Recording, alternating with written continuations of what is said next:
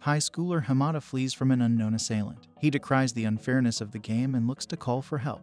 With no one to call, he sends an invite to his friend Kaname. Moments after, however, he is cornered and killed. His phone reveals he has lost the game, and his attacker, who is in a panda mascot costume, walks away. Kaname is in class when his friend shows him a disturbing trend of body art across the city. His friend Kyoto arrives to ask him if he knew where Hamada is, but Kaname doesn't know. Suddenly, an invitation to join an online game. Darwin's game appears on Kaname's phone, and before Kyoto stops him, he clicks on the notification. He experiences a vision of getting bit by a snake and then passes out, while his phone signals his entrance to the game. At the nurse's office, it is revealed that Kaname has barcodes on his neck. Kyoto tells him to go home and that his friend will explain everything. On his way home, the newly installed game announces Kaname's match against Banda, who is the local baseball team's mascot. As soon as the game begins, Banda, who is also on the train, approaches Kaname with a knife and attacks him. Kaname cries for help as he runs past onlookers and tries to get help from the station security, who is quickly killed by Banda. Suddenly, Kyoto arrives to defend Kaname, but Banda turns invisible and is able to stab his friend. The two friends flee from Banda with Kyoto heavily injured, and they try to find a place to hide. While hiding, Kaname attempts to call the authorities, but Kyoto reveals that outside communication with his phone is disabled during the game except for between players who are made to fight one another. While on his phone, a girl named Shuka reaches out asking if they need help. With Kyoto hurt and immobile, Kaname leads Banda away as Banda can use his phone to track Kaname's position. Banda, who has taken the policeman's gun, corners Kaname into a bathroom, but he is ambushed by Kaname with a fire hydrant. However, Banda's invisibility is his downfall as he is hit by a car. As Kaname's phone announces he won his match, he looks on as parts of Banda disappear into pixels, leaving block-like craters in the ground. Kaname returns to Kyoto but finds the same craters, and he realizes that Kyoto died from blood loss. His friend has passed a final message to him, telling him to survive. Mourning the loss of his two friends, Kaname accidentally uses the points he won from the game, and a gun is delivered to his apartment. Kaname receives an invitation to meet Shuka, and he reluctantly accepts. The two meet in an old warehouse and discuss the game. She reveals that once a player has joined, they are unable to leave the game. Shuka states that she cannot trust him until he reveals his sigil, which is a unique ability the game gives players to help them fight. When he checks his phone, Kaname sees that his listed ability is undefined. Shuka attacks him as she can't trust him if he does not know his sigil. Kaname uses a flashlight to blind her and attempts to flee but is trapped by Shuka. Shuka turns on the lights, and with all the exits blocked, Kaname attempts to fight back, but his stun gun is broken. As he flees and bemoans his lack of weapons, a gun suddenly appears in his hands and Shuka is forced to retreat. Although cornered, Kaname leads Shuka into a trap and is able to ambush her in the dark and defeat her. Kaname refuses to kill Shuka, which confuses her, and she surrenders the match, losing some points to him. The next morning, Kaname wakes up in Shuka's penthouse where she asks him to make a family with her, by which she actually means starting a clan similar to guilds in video games where players group up to earn points together. Shuka explains that Darwin's game has a point system that players can use to redeem for real-life benefits and items. Points are given on victories, and Shuka advises Kaname to use his points to hide his name from challenges, as defeating two high-ranking characters will draw a lot of attention on him. The next day, Kaname meets Shuka in Shibuya after receiving a notification on his phone for a major game event to be held there.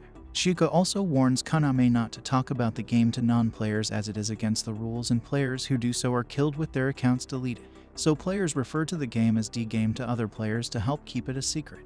The two go to the mall to investigate before the event.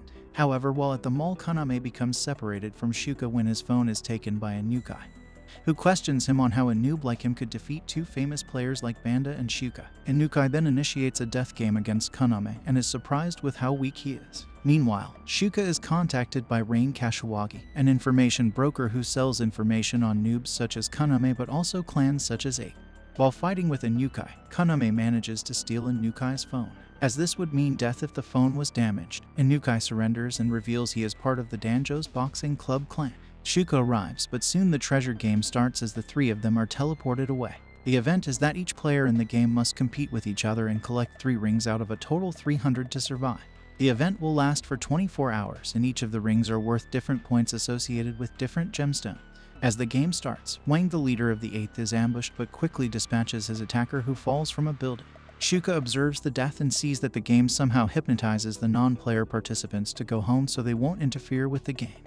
Kaname discovers his phone has an alternate reality function which he can use to observe the rings and track movements of players. It also turns the city landscape into ruins. He finds the deceased remains of players and finds himself ambushed by a player with a machine gun. Kaname is soon cornered when plants block all the emergency exits and he surrenders his ring to his attacker. The man attempts to shoot Kaname but is out of bullets. Laughing at the boring battle, the man decides to spare Kaname so he can save bullets. Before Kaname can retreat into the elevator, he encounters Rain, who warns him against going into the elevators. They investigate the elevator and they see Kaname's attacker seemingly dead to plants, and Rain states that someone using a plant sigil must have blocked the exits to lead the players into a trap in the building's elevator and eliminating them. Meanwhile, Shuka and Wang have amassed a large amount of rings as an audience watches the players in the event. Shuka is attacked by a small clan but easily dispatches them as she searches for Shuka. Rain asks Kaname for an alliance due to his rookie status but also his winning streak against strong opponents. As the two investigate the hotel, Rain states the player responsible is likely the florist, a player who has a plant manipulation ability. They are soon ambushed by 3 players and determine the florist is not actually killing players but turning them into slaves by controlling them with plants. Kaname questions how the florist is able to track their movements if they do not have any rings, but soon determines that the florist is using the hotel's security system to monitor them. Kaname and Rain destroy more security cameras, using Rain's sigil of analyzing momentum with information to determine where the florist will deploy his troops next. Hiding in a hotel room, the two of them come up with their next move. Soon the florist pinpoints their location only for his soldiers to find the pair have left. He is alerted to Rain attempting to use grenades to blow up the plants blocking the exit, and his soldiers give chase. Rain leads the soldiers several flights of stairs and uses her ability to dodge their bullets and fight back. Meanwhile, the florist discovers that Kaname had climbed down from a higher floor to bypass the plants blocking the stairs, with a plan to confront the florist directly. However, the florist is well armored with plant armor to where Kaname's explosives have no effect, and constant use of his sigil to summon more weapons starts to make Kaname tired. Kaname temporarily flees using a flashbang, but the florist soon catches up with him. At the edge of defeat, Kaname has a vision of a blacksmith creating weapons. The two chat about Kaname's opponent needing to use a shield, and the blacksmith, who looks like himself, inspires Kaname to create a gun that sacrifices its own durability for maximum firepower. This proves too much for the florist, whose real name is Akiro Hiragi, and he is defeated. Kaname spares Akiro, but the two are out of sigil power. Rain arrives and reveals that the 24 rings in the hotel have attracted the attention of the 8th clan, who are planning to attack the hotel. She suggests the 3 of them team up to defend the hotel against the 8th clan. After spending some time resting, Kaname lets the man who attacked him in the beginning of the event free. Kaname gives the man 3 rings, and the man asks why Kaname is sparing him, to which Kaname replies he is returning the favor. When asked to join in an alliance with them, the man initially declines but decides to join them when he hears they will be fighting Wang and the 8th clan. He introduces himself as Ryuji as the group plans a trap against the 8th clan using the remaining rings in the hotel as bait. During their planning, Rain points out the inconsistencies within the point table of the rings and the end condition of the event.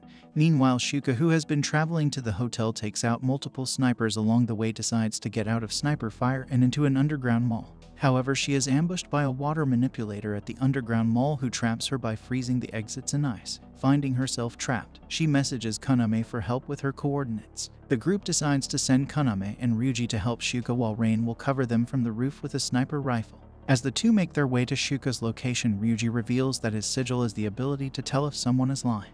Meanwhile, Rain discovers the earrings have QR codes, and she and Hiragi compare their rings to see that different types of rings have different numbers associated with them. The two state that perhaps simply gathering the rings is not enough. On the ground, Kaname and Ryuji meet Sui at the entrance of the subway, and she warns them away from the subway. Ryuji states that she is not lying when she states that she is not a threat, and they move to the subway but find the subway completely flooded. Kaname dives into the water to save Shuka, while Ryuji questions Sui, who freezes his weapon and flees.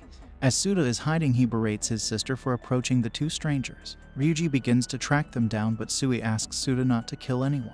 However, after briefly attacking Ryuji, the two lack enough water to perform their killer combo of manipulating and then freezing water. The two lure Ryuji into a store where he is trapped and frozen by bottled water. However, before Suda can kill Ryuji with an ice sword, Sui stops him and refuses to kill Ryuji.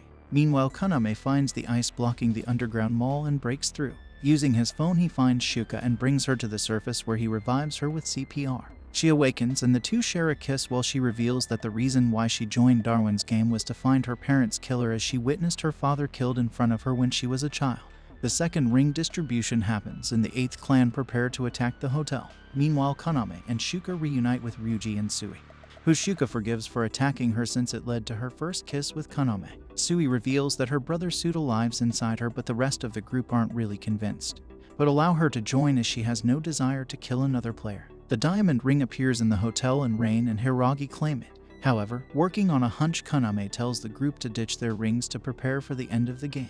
Hiragi tells Rain to flee to the rest of the group, while he remains behind to fight the 8th clan as he needs the rings for money to pay for his daughter's hospital treatments. The 8th clan attack is led by Shig, whose fire ability is a perfect counter to Hiragi's. He goes to the top floor for recon, but Hiragi arrives at the bottom and eliminates the squad of 8th clan members with his armored form. Finally, he returns to the top floor to confront Shig. Meanwhile, Rain escapes the 8th clan's attack on the hotel. She deciphers the meaning of the numbers on the rings as the associated hardness of the gems and concludes they are coordinates, leading her to Shibuya Station at the center of the event. And this is all for this video. Make sure to subscribe if you enjoyed it, and I will see you in the next one.